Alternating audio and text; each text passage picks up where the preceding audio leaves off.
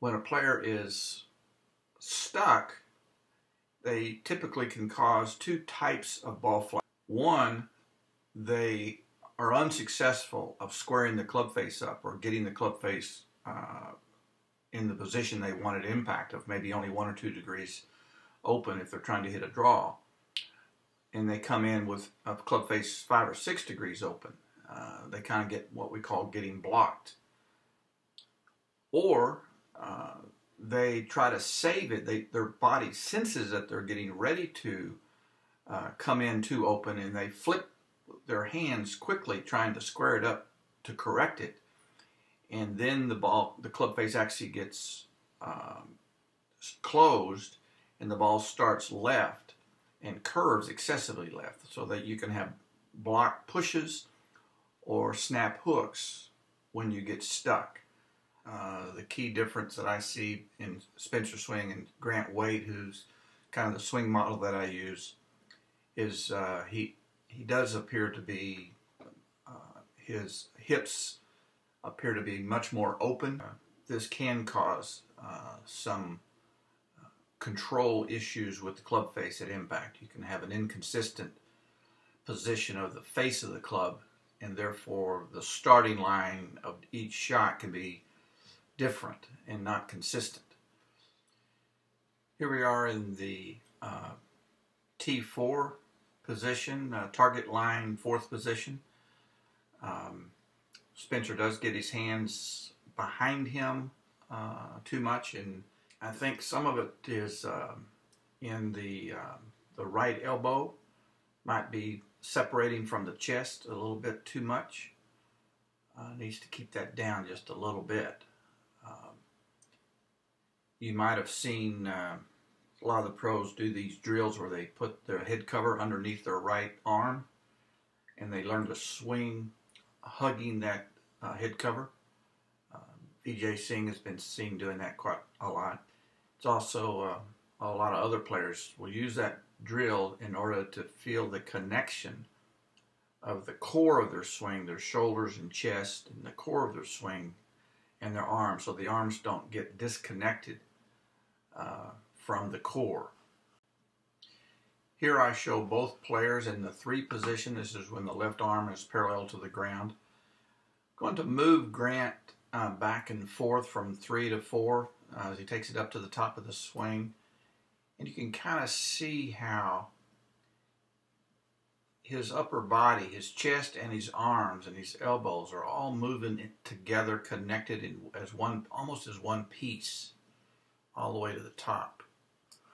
When I do the same thing with Spencer, there's a little bit more of a disconnect in that his arms and chest and shoulders are kind of going together. They're moving together in sync, in sync, in sync.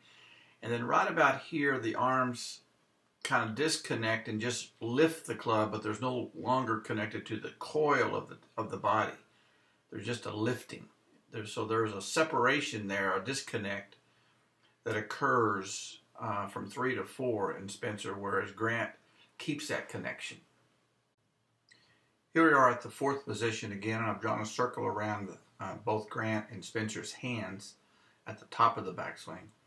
The second circle is where the hands go from on the downswing. The 5 position is when the arm is parallel to the ground. The left arm is parallel to the ground in the downswing. And if you look at Grant go from 4 to 5,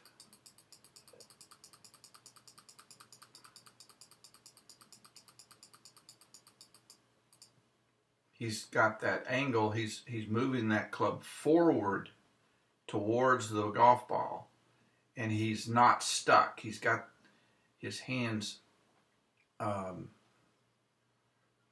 almost on his toes now. He's moved that tilt of his swing arc forward. Spencer drops it straight down, and he still has the elbow and the hands behind his chest now. And so he delays the turn He hasn't turned his hips or his shoulders to get that club from 4 to 5. He just let his arms do that because he disconnected his arms from his chest and hips. Going from 3 to 4, he has to reposition the arms from 4 to 5 before he turns his chest and hips. Grant has started his hip turn and started his shoulder turn back to the golf ball, and that carried his connected arms down the correct swing path. Spencer has simply dropped his arms back down because he disconnected it on the upswing. It's arms only on the downswing. And so his hips and shoulders are kind of paused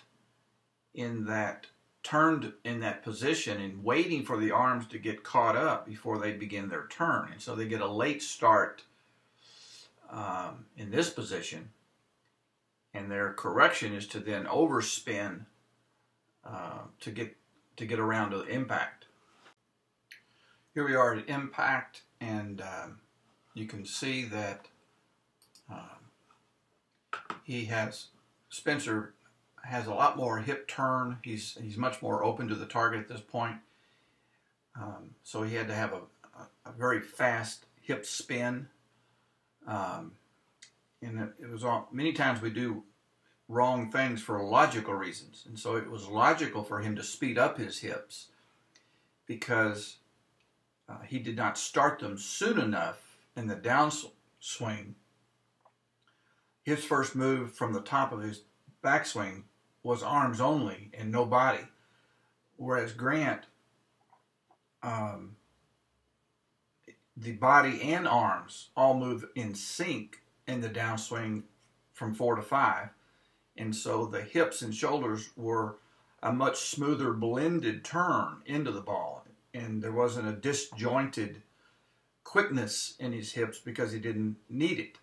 Spencer needed it because he was disconnected at the beginning.